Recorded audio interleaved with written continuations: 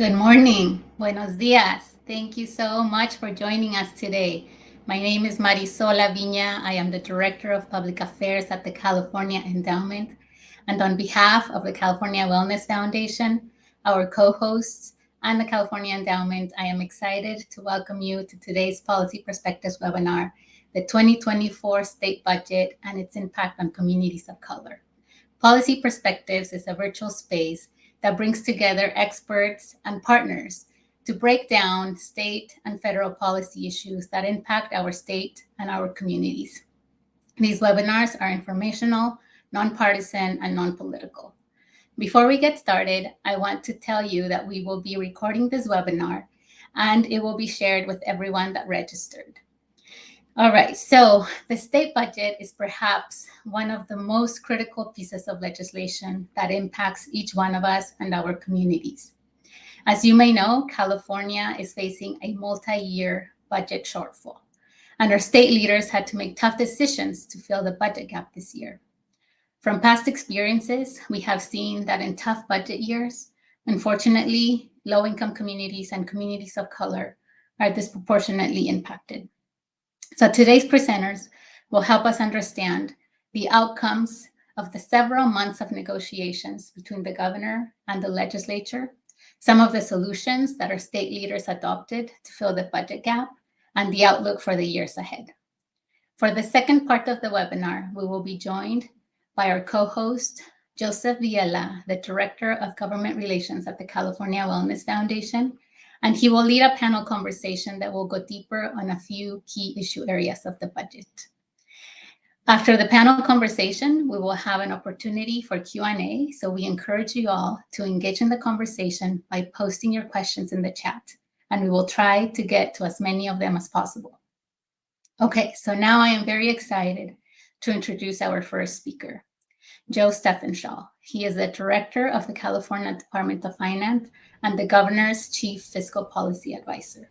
He is the first African American to serve in this role, and we're very honored to have him joining us today to provide opening remarks. He will discuss the department's process when making difficult decisions and will share some lessons from this year's budget. He will also touch on some of the challenges that the state will be facing in the coming years. Welcome, Joe. Thank you for being here. Thank you, and good morning, everyone. Excited to be here this morning, and just amazed to hear about the turnout and the interest in today's webinar, and know that this is obviously a very important issue that has some really significant impact and meanings for communities throughout the state. So happy to be here to be able to provide some insight from the state's perspective, particularly from the Department of Finance. I have a few minutes here, and I know the next presenter is going to really get into some details on the overview of the budget that was just enacted. But I want to take a second just to talk about a little bit about how we got here. I know there were some questions that were posed before the webinar just on how we are in this situation. So I first want to start by saying that the state's economy, more specifically revenues, are not in a free fall. If you went back to pre-recession and looked at our forecast from pre-recession to the current forecast, we are projecting a average growth of around 5%, which would be a kind of normal revenue growth. What happened was coming through the recession in 2020 and 2021, we had a couple years of unprecedented revenue growth that were outliers, specifically in those 2 years, in the fiscal years 2021, 22 and 2020, 21 and 21, 22, revenues grew by 55%, which was a record growth over a 2-year period. And we are, what we're experiencing now is really a correction of that growth. And we had made some spending decisions based on that higher level of revenue growth and the forecast at those times that really didn't materialize. In particular, the one of the biggest factors kind of in what has happened has been capital gains.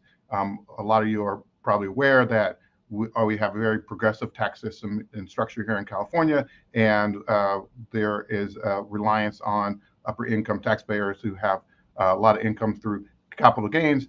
And we had a all-time high of capital gains in 2021 of about 349 billion in realizations that we're now projecting drop to 137 billion in 2023. And this is just really speaks to the volatility in our revenue system and has really been the driver of what we are seeing now. Another really complicating factor here is last year, and it's important to point out that in 2022, the IRS delayed our tax filing deadline and payments and filing deadlines to eventually November of last year, and we did not have the normal tax information in April of 2023 that we normally would have had. And because of that, we adopted a budget last year that had assumptions on revenue that didn't pan out. And I'm pointing that out because of a big portion of the budget problem that we're facing now is actually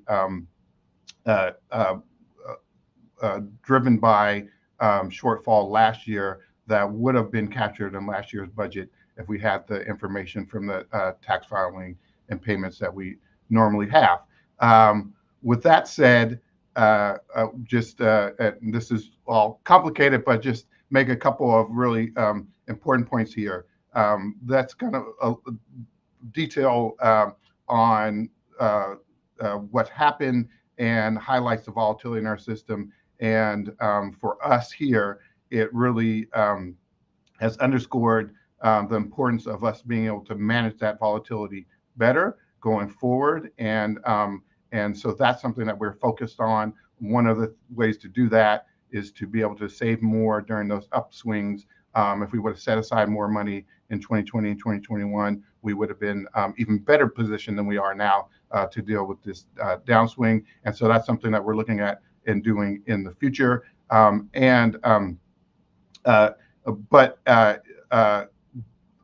For now, the approach that we knew we had to take in this budget, which was difficult, is we really had to align our expenditures with our revenues. And so that's the overall approach that we took. We have done that. We did that, and the governor took an approach to do it in a manner that protected core programs, particularly ones that put dollars in people's pockets, and to focus on not only balancing in the current fiscal year, but in next fiscal year, so we don't have this problem going forward. And so I think that's important to point out. We had to make some tough decisions now in this year's budget in concert with the legislature, but we did it in order to have some stability in our forecast and our budget going forward. And so we are putting ourselves back on solid fiscal footing here, so we do not face this problem going forward. And that was important for us to do now. And that is also important to be able to protect programs going forward. So we're not facing a situation where, as we are beginning to work on the 25-26 budget now that we have to present to the legislature next January, we're not starting from a point of behind where we have a hole that we have to fill, that we are in a place now where we feel like we're back on solid fiscal footing to protect programs going forward. Last point I would make, as tough as things are now, the state has been and is in a way better position than we have been in the past due to decisions made over the last decade plus and by this administration, the legislature, to build resiliency in our budget, to build up our reserves, to be in a position, although we have to make some tough decisions and cuts, we are not making this shortfall is not resulting in some of the devastating cuts that we've seen during past downturns, specifically during the Great Recession. With that, looks like I'm coming to the end of my time here, but we'll be around later to participate in Q&A. Thank you so much, Joe, for that. That's very helpful because there were a lot of questions about, how did we get here? So thank you for laying that out for us, and thank you for sticking around. So now we will hear from Chris Haney, the Executive Director of the California Budget and Policy Center, who was with us earlier this year when the governor first released his proposed budget, and we're thrilled to have him back to now give us an overview of the enacted budget. Welcome, Chris. Thank you, Marisol, and nice to be back with everyone. And I want to say I appreciate Joe's opening remarks about explaining about how we got here. I think it's really important to understand that we've been through a several-year period where the budget situation is in many ways an anomaly from what would be the normal, both a couple of really big surplus years and then a unique budget deficit year in terms of this year's cycle, where state leaders are really having to deal with a deficit that they would otherwise have had an opportunity to do more with when they enacted the current year budget back in May and June of last year, because we all were able to file our taxes late in October and November of 2023. State leaders really didn't have a good picture of revenues when they were making last year's budget decisions. And so in many ways, the intensity of this year's budget shortfall would have been spread out over a couple of years. The decisions would still have been challenging, of course, but there's a sort of certain level of intensity to this year's budget cycle because of those decisions to delay when we all filed our taxes. And it's also important to remember that we're dealing with revenue collections that are really based on economic activity that happened in 2022. And so that has implications in terms of what the next couple of years look like, and I want to talk about that in a second. I also just want to reinforce what Joe said about the last decade of good budget decisions. While it's not a good thing to be in a budget deficit, it is very good that we came into this deficit cycle with significant reserves. We still probably would have liked to have had more in savings, but we didn't have reserves, for instance, when we were going into the Great Recession over a decade ago. The state has ample cash on hand in order to pay vendors and meet payroll. That was also something that wasn't the case going into the Great Recession. And during the surplus years, while there were some spending commitments made that, as Joe mentioned, a lot of the spending commitments were for one-time uses because state leaders recognized that there would be a deficit period at some point. That means that those one-time funds are often cases, as I'm going to walk through soon, being pulled back, and that's painful. Just want to say that a lot of the one-time funds were needed or are needed. And so that does mean there's some pain and there are some cuts both to ongoing and one-time funds. But overall, the fiscal health of the state is in a much different position coming into this downturn than we were in prior downturns. So let's say a little bit before I jump into what's actually in the budget, just say a little bit about what the outlook for the future looks like. I noted that we're dealing with a budget deficit that's based on economic conditions back in 2022. And some of you are probably wondering, well, what does that mean for things going forward? 2023, economically speaking, was actually pretty strong. It wasn't like 2020 and 2021, but it was a pretty good year economically. The state's revenue collections are already starting to pick up that growth, not in a way that solves this year's budget deficit by any stretch, but it is a good sign in terms of the direction in which things are heading. 2024, the year we're in now, has also been a very solid year economically. For example, the stock market has been growing at a pretty good clip. Unemployment overall has remained pretty low, although it's higher here in California than in the rest of the country. There are also some signs that inflation is increasingly under control, and that means the Federal Reserve will likely lower interest rates this summer, which could unlock some economic activity that would bode well for the state's revenue collections. So the signs are good. There's still lots of uncertainty out there, a fraught election, geopolitical issues like wars and conflicts that can affect things like supply chains, things that state leaders can't control. So they're having to make decisions to close a budget shortfall and be cautious about the next few years, even though directionally things look pretty good. So how did state leaders close the budget shortfall? Let me walk through kind of the big the big items here. Sort of overall, the estimate of the shortfall is that it's about $47 billion. The way that they cover that $47 billion is there are $16 billion in spending reductions to programs and services. I will cover that shortly in terms of what that means. There is $13.5 billion from a combination of additional revenue that's mostly from temporary sources and some internal borrowing from other funds. There's $6 billion in fund shifts. There's nearly $6 billion that are being withdrawn from the state reserves. There's a little over $3 billion in some delays and pauses to programs. So these are things that aren't necessarily being cut. And there's $2 billion in deferrals, which are postponing payments for some things to later years.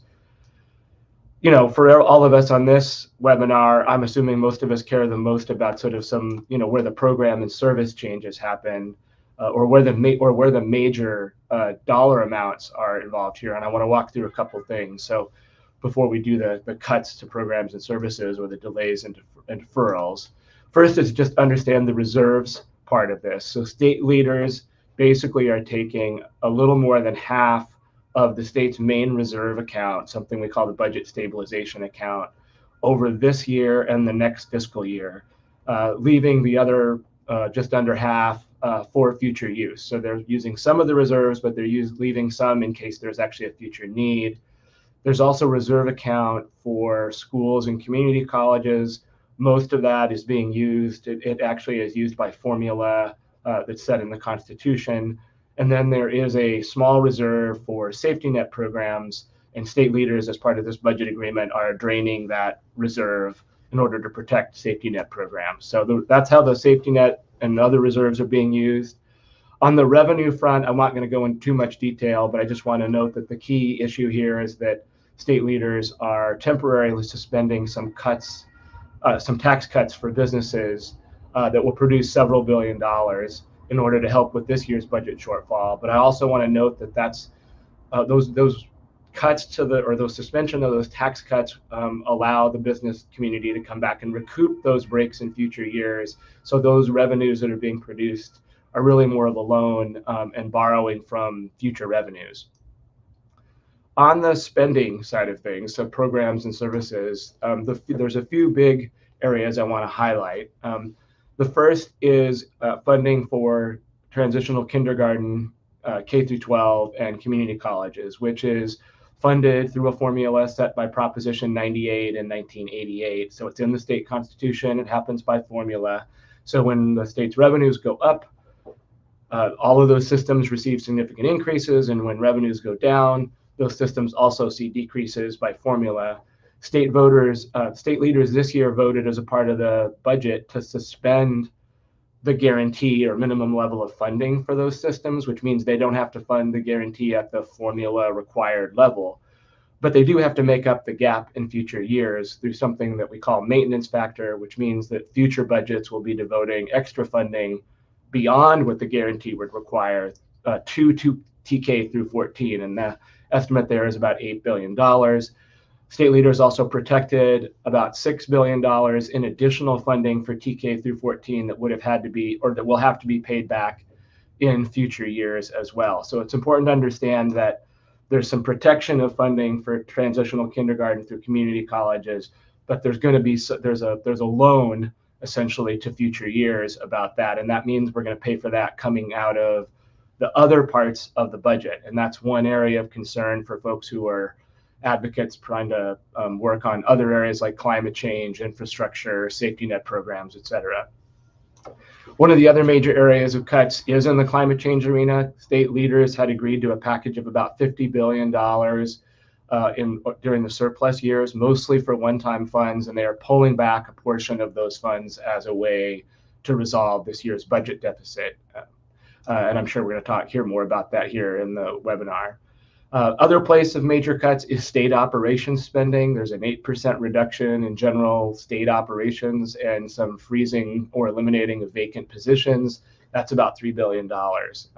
So those were, along with the reserves, revenues, some of the other shifts and transfers, that's where the money, the big money really comes from. And I think the good news I want to share there is that means, as Joe was saying, that a lot of core programs and services were protected. And I want to say a few things just about how that played out. So, because there had been some proposed bigger cuts earlier in the cycle.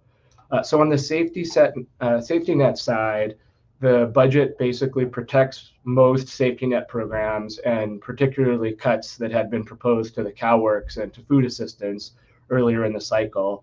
There is a delay in expansion of food assistance for older undocumented adults to 2027 that had been planned for earlier. And there is the withdrawal of the safety net reserve funds, but those reserve funds were intended to be there to help protect safety net programs. So mostly pretty solid or good news in the safety net arena.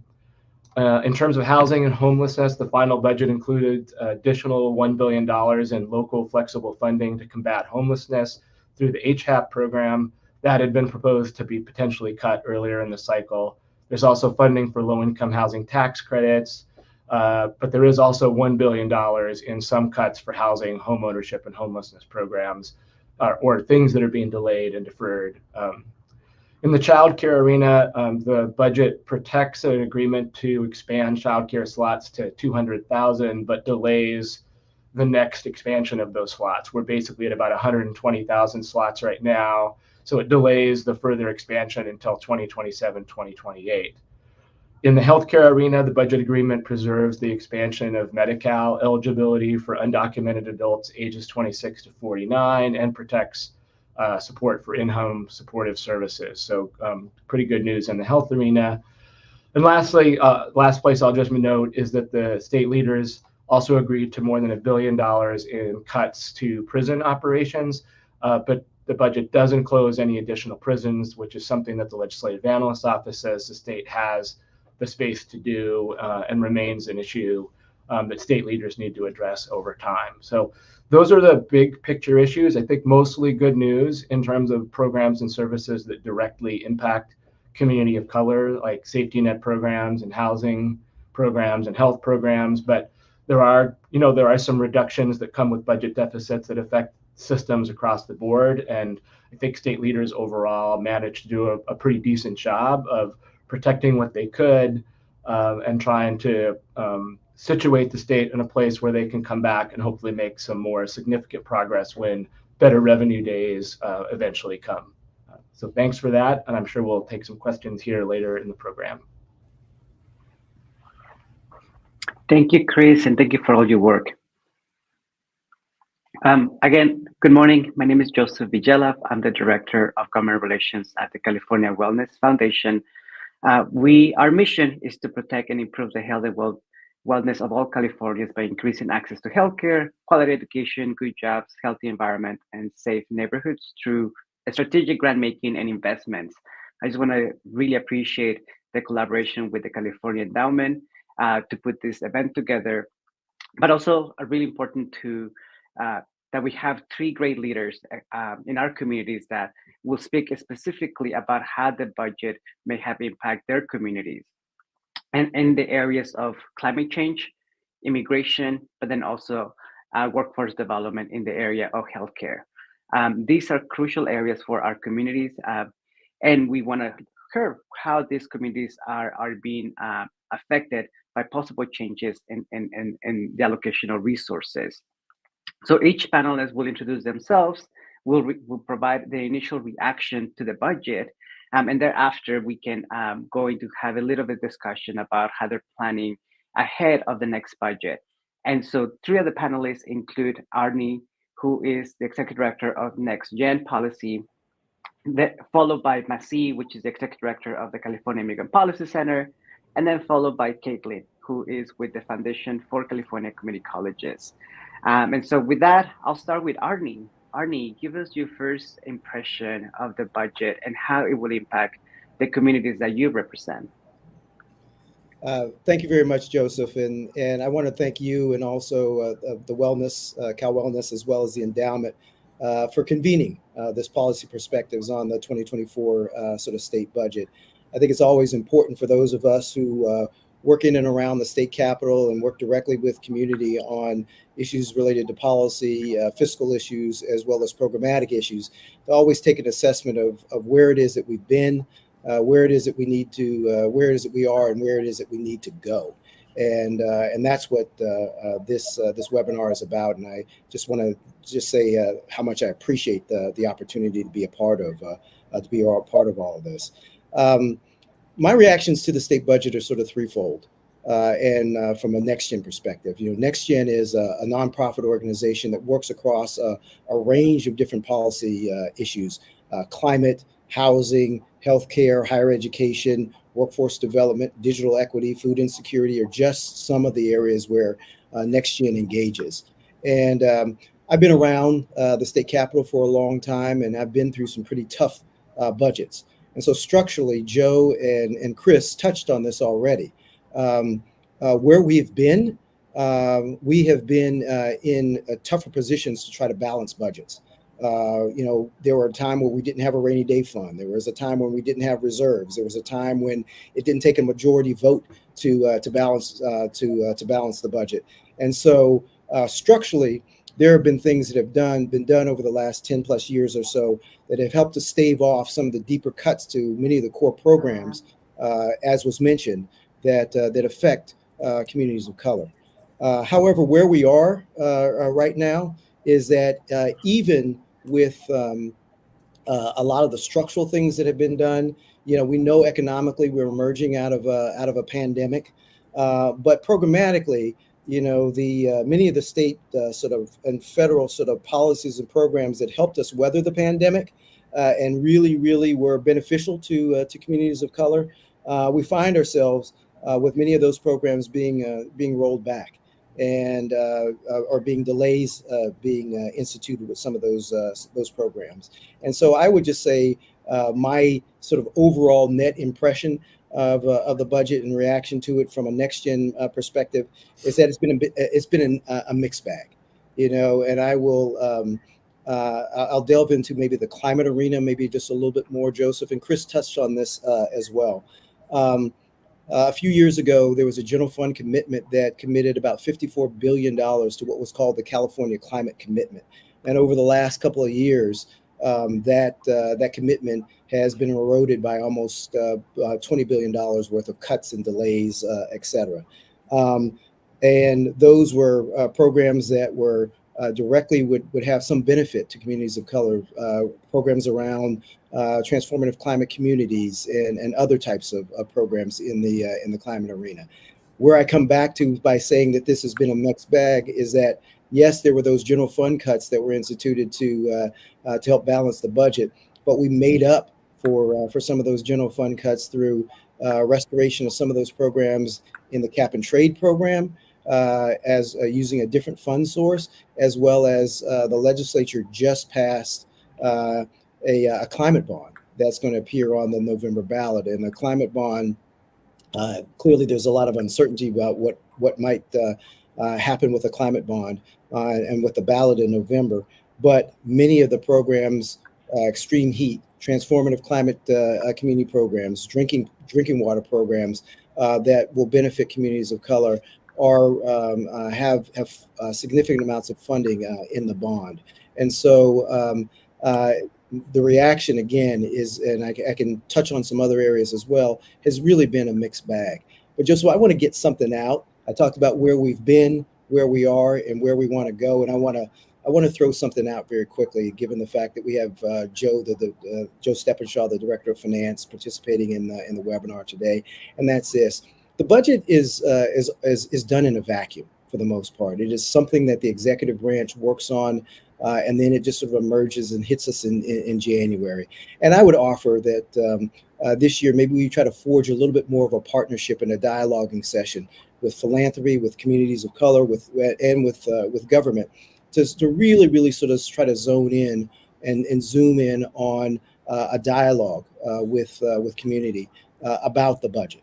And that dialogue clearly it has to be a dose of reality for all of us to understand exactly the problem that we're facing. But I also think it presents an opportunity for the executive branch to hear from us about where there may be efficiencies, where there may be programmatic changes that would help us draw down additional either state or federal dollars and help us move into a future in a more beneficial way with respect to communities of color and what we need to do in order to try to ensure the fact that many of the core programs and core policies that we really need in order to help sustain and support our communities are benefited. And so I'll leave it there. Happy to answer additional questions, and would like to try to drill down a little bit more on some of the other areas where the budget affected next gen. But overall, I would just say, from our perspective, it's been a mixed bag. Thank you, Arnie. And then I'll going into with Masi, obviously a reaction to the budget, but then also chiming in as it relates to how you were mitigating some of the possible challenges that were introduced in January. How you reacted and the community reacted to respond to some of those challenges that were proposed in the budget? Thank you, Joseph. And my name is Masi Fuladi. I'm the Executive Director at the California Immigrant Policy Center. And our mission is to uphold the humanity of immigrant communities in California by transforming systems to achieve racial, social, and economic justice. To Arnie's point about when the initial budget proposal dropped in January, that's Joseph, when we started connecting with philanthropy, connecting with community partners, connecting with the community itself around the importance of amplifying their voices throughout this budget cycle to make sure that the proposed cuts that were potentially going to be enacted, that the legislature heard from us and understood what that would, how that would impact the day-to-day for any California immigrant. And so some of the things that we saw potentially being cut in January or in the May proposal were around temporary protected status, legal services, or the Cal State University legal program that has been funded by the state.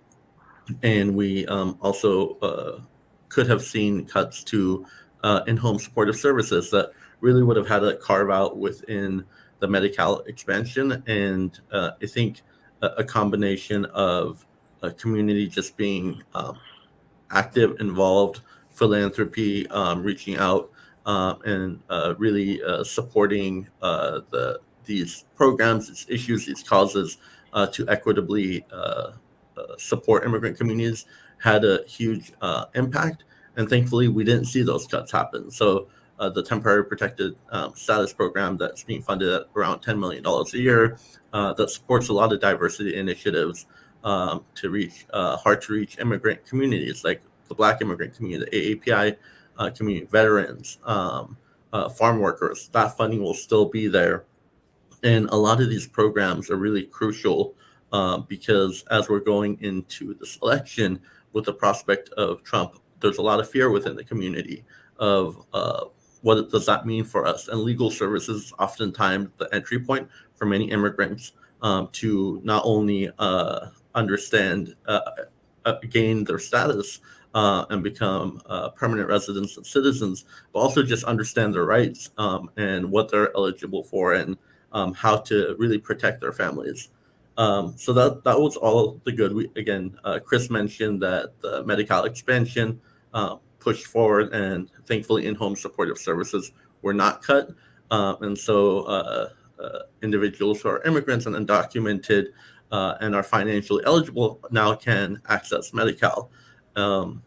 Some of the things that we knew were probably at risk of being delayed were the California Food Assistance Program for undocumented individuals 55 and above.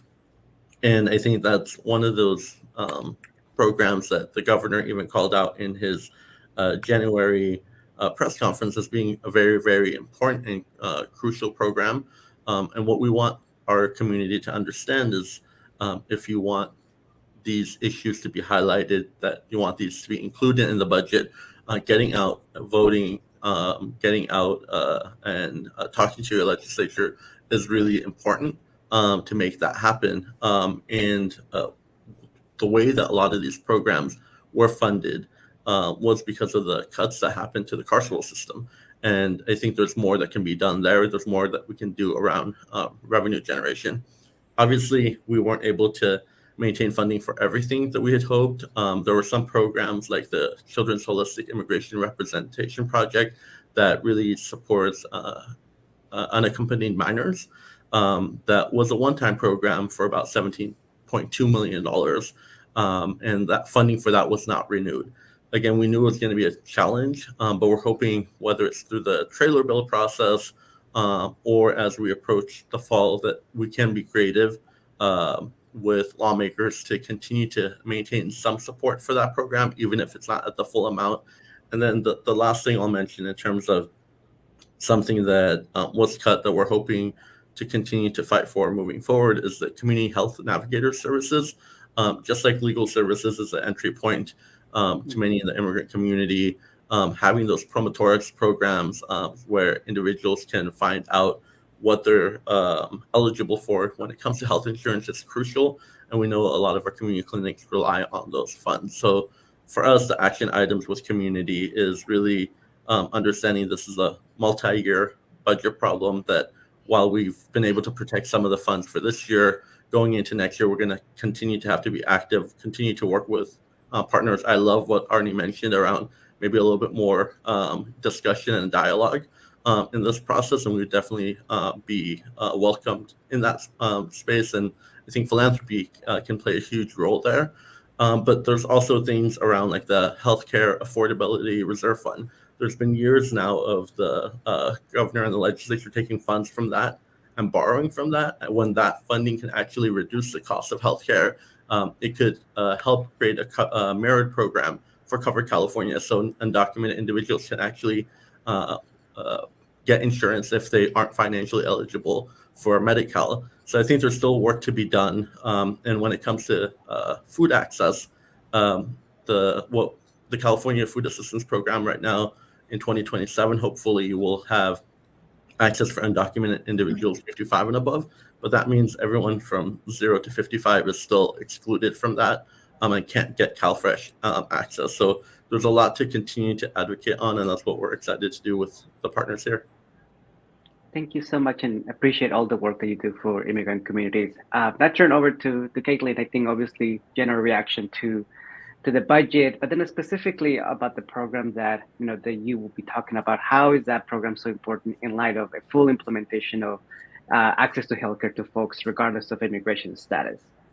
Absolutely. So just a little background, like the Foundation for California Community College is the official auxiliary organization of the Community College Chancellor's Office, focused on student success, workforce development, and California Medicine Scholars Program is a program of the foundation. So CMSP, in which we call it, is a community college to medical school pathway program focused on diversifying the physician workforce. Specifically, looking at background underrepresented in medicine who will train and ultimately practice in the state and in their communities. We are an HCI funded program with philanthropic support. So in May, as we are having this conversation, within the May revision, we were in jeopardy of losing the funding. And ultimately, through these conversations today, through advocacy and education, we were able to restore CMSP into its entirety. What is when thinking of the general discussion within this budget, there were a lot of budget cuts to healthcare training programs and so forth. I do want to point out that and how the language is stated is reduced budgeting healthcare training by $746 million over 5 years, retaining $108.9 million with programs that are existing. So the state understanding that there are students and individuals who are very much in progress into making sure that there is a diverse healthcare workforce. Some of those programs were the Song Brown Primary Care Residency Program, the Song Brown Nursing Program, Health Professional Career Opportunity Program, and the California Medicine Scholars Program. And I point those out because it is a true pathway. The state recognizes that, although there are areas that are being cut, there is an importance of a pathway from community college all the way through residency. And we're looking at, specifically from the perspective of California Medicine Scholars Program, there is over 4,000 new primary care physicians that are needed by 2030. 9% of the primary care physicians work in rural communities, and due to these shortages, families are impacted. Looking at the Inland Empire alone, there's one primary care physician to 100,000 people. This is directly affecting communities of color, families, people with disabilities, low-income communities. It all relates. And these workforce programs that are in place are going to directly affect our communities in the long run. And although some of these workforce training programs may not provide the immediate results, they are the proactive approach to long-term goal solutions. Thank you. We have some time to another round of questions, and I think understanding that where we are in this budget may be very different than when we were back in December. So my question is very general to the three panelists: is how you remain positive and then going into next year, understanding that the economy is still struggling. There are a lot of unknowns at the federal level that might have some impact on our budget or priorities in a budget. And so I'll start with Arnie again. It's just like, how do you remain positive in the next year of budget, and how you think folks can collaborate, understanding that a budget is a reflection of our values, and there's an intersection between environmental justice and workforce development. So one, how do you remain positive and engage your constituency in the next budget cycle, and then how folks can collaborate together in the next round of budgets? Thanks for that question, Joseph. I think that at the end of the day, we know a lot of what happens here is very cyclical, and that just as things are relatively bleak right now, we know that in the not too distant future there'll be an opportunity where there'll be upticks, and I think it's critical for all of us to take advantage of the opportunity, because I think sometimes within adversity we have to look for opportunity, and because there are opportunities that present themselves. And as some of the other panelists have mentioned, I think some of that opportunity is a chance to maybe dialogue a little bit more with folks within the executive branch to bring to their attention how the programs that they're either thinking about cutting or thinking about delaying or somehow changing, how they will affect directly communities of color, and by bringing our voices into the process, how we might be able to help to shape some of those frameworks. I look at the Racial Equity Commission as an entity that NextGen and many others worked on standing up. Their job is to create a racial equity framework for state government. So how state government looks at sort of policies and programs and how they affect communities of color and disadvantaged communities. And I think once their work is completed, I think that will allow us another lens and another opportunity to show insight into the budget process, as well as other processes as well. And then, I guess I would just sort of say there is a big pot of federal money that remains out there, and I think it's incumbent upon us to try to do our best to create the pathways for those in community to access some of that money through the Justice 40 process, et cetera. So, Joseph, you got to keep your head up, I guess, is all I say. And we got to keep pushing forward. Thank you so much. Let's see, same question. Yeah, I think staying engaged with directly impacted community members is always how I've been able to stay positive. We saw during the pandemic that really the immigrant community consisted of such a large portion of essential workers, and continued to do everything that they could to make sure that the state kept going. And there's so much inspiration to be derived from that. And then I think the second component of that is the immigrant community, because of all of the contributions it's made to the state over the history of the state, it deserves equity. And so being prepared, planning out, being proactive, like Arnie has mentioned, thinking about solutions outside the box for public-private partnerships with the state and how that could look like, involving philanthropy. And then a component of the work that we do really consists of having our community members engage with lawmakers. So throughout the year, things like the Immigrant Day of Action that we hosted in Sacramento, it's just really inspiring to see 1,000 immigrant community members come out, tell you their stories. And at the end of the day, the data is really important, but no campaign can move forward without the narrative and the impacts of direct community members, and that continues to kind of inspire us to push forward for our community. Thank you. Caitlin, same question to you.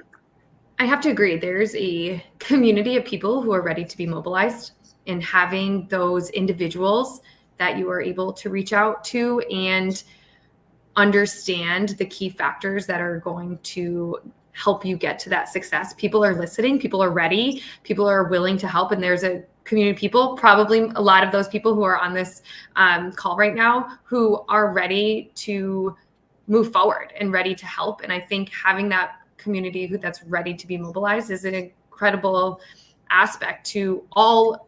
For us, it's healthcare workforce, but to all programs in general. One thing that was also touched on is that, sustained communication. The communication, the knowledge base, the data, collect all the data you got.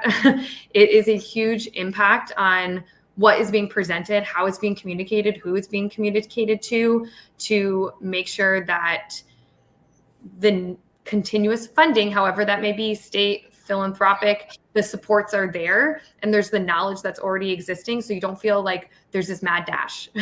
And it's preventing that mad dash and having that proactive approach with that mobilized group. Thank you. And as I close this panel, one, I just want to really mention how I remain positive in this foundation but through the work that all of you are doing, through knowing what CIPC is doing in Sacramento, NextGen, as well as Caitlin's group. That's how we remain positive, and I hope that we can be responsive to some of the challenges and opportunities on the ground through ongoing communications with the public sector, but then also with community-based organizations. And I would like to thank you all for all your work, for the success that you had this year, and pass it over to the next to myself to kind of close us up and ask some questions from the audience. Thank you. Thank you, Joseph, and thanks, Masi, Arnie, and Caitlin for this very informative and insightful conversation. I'd like to invite Chris and Joe back on screen to do the Q&A section of our webinar. I want to appreciate everyone that took the time to submit questions ahead of time through your registration form. Know that even though we will not get to answer all of these questions directly, that they were very helpful in informing the content of today's webinar. So appreciations to you all. So we do have a couple of questions in the chat that I am hoping we could get to. One of them is specifically on CDCR and the plans for the $392 million reduction. And Joe, I wonder if you could speak to that topic. There's a question from Brian in the chat. Yes, I can quickly speak to that topic. I think I'd first say that when the governor presented the May revision proposal that this reduction was a part of, he was very clear that efficiency at the state level was a big part of this budget, of this proposal, and important to the administration in terms of how we are addressing the problem. And so we have been working since then, specifically with CDCR, given the significant size of the 8% efficiency reduction across the board, but specifically for CDCR's significant portion of that. And then also the removal of vacant positions. And so we've been working already for a couple months with the department. We have folks on our team who are going to be working hand in hand with them over the next couple of months in ensuring that we have a plan in place and to achieve those savings over the coming year. In addition to that, we regularly provide direction to all departments, including CDCR, related to the budget and aspects of the budget. And this is definitely one area that we will be providing directions to all departments and agencies on expectations in achieving those savings. Great. Thank you, Joe. And while I have you here, I wondered if you can also answer Sarah's question, which is if we know when the line-by-line document will be released. There were no vetoes, if that's the question. Okay. There is a summary on the DOF website, and there's a summary of the enacted budget, but usually line by line, I assume, is referring to potential vetoes, and there were no vetoes. So okay. No. Okay, great. Thanks for that clarification. And we will put the link to the DOF summary in the chat for everyone to see. And we will also include that in the post webinar resources for those of you that are interested in reading a little bit more. Okay, and we do have a question related to the impact on families with young children ages 0 to 5.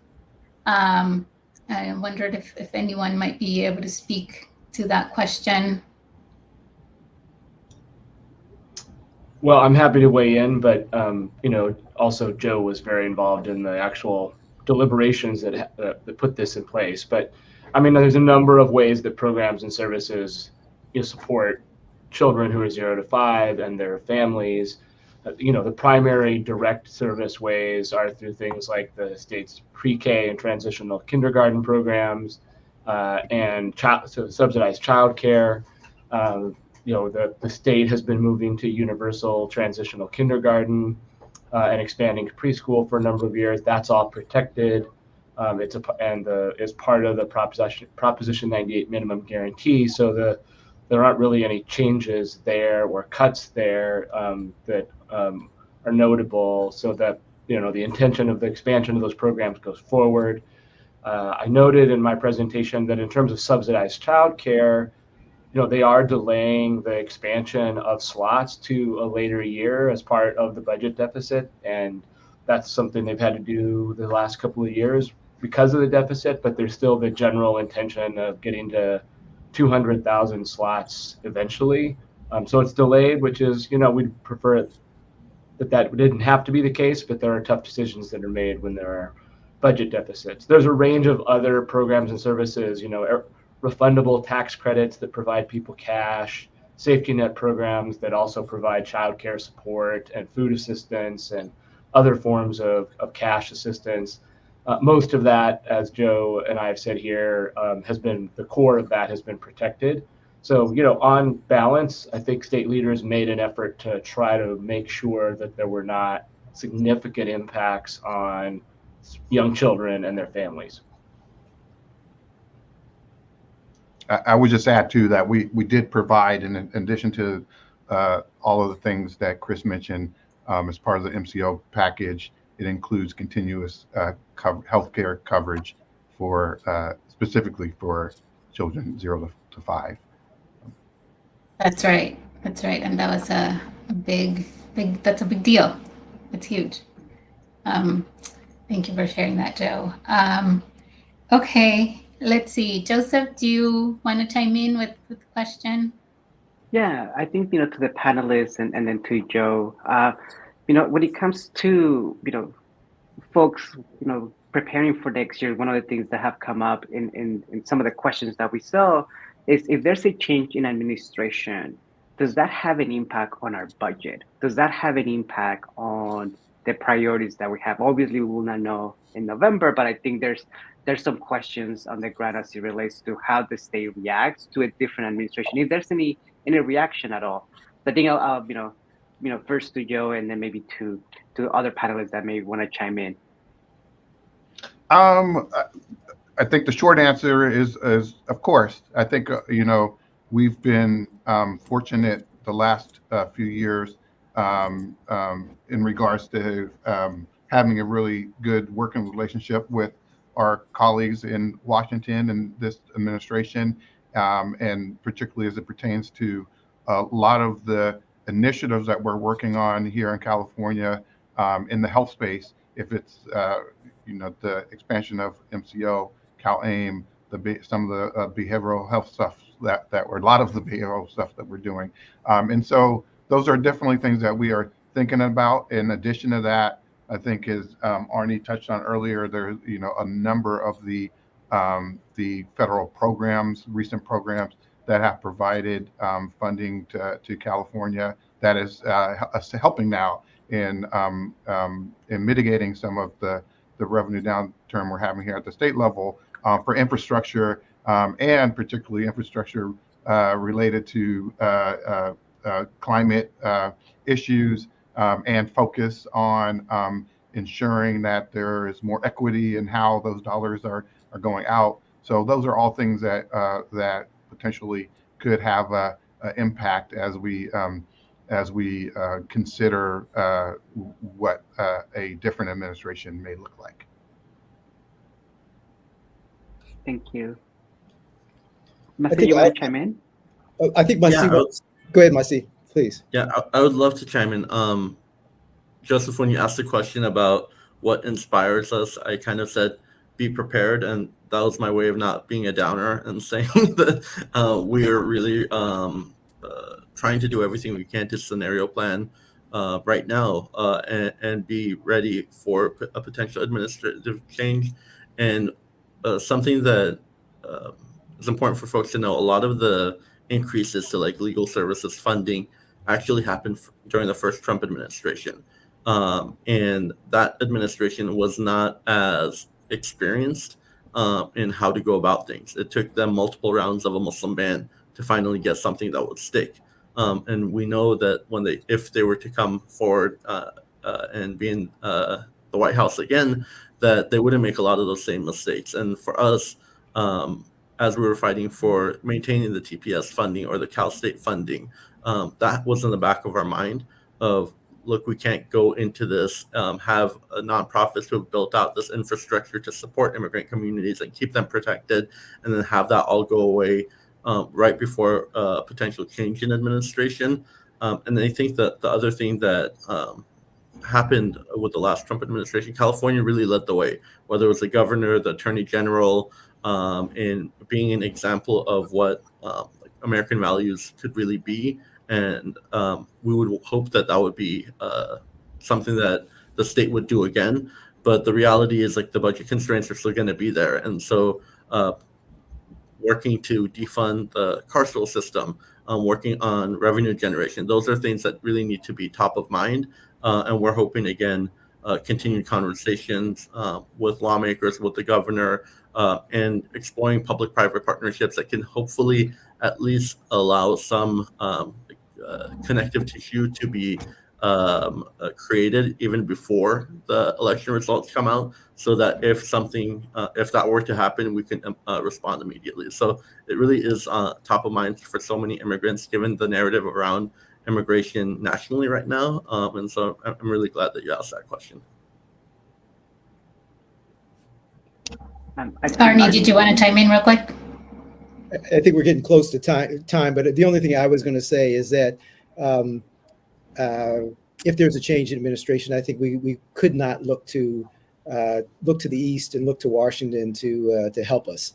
And we here in California really would have to hunker down and work our way through a lot of this because I think the tone and the tenor of what it is that we've heard is not one that is looking favorably on a lot of what it is that we've done out here, and so it's of a great deal of concern.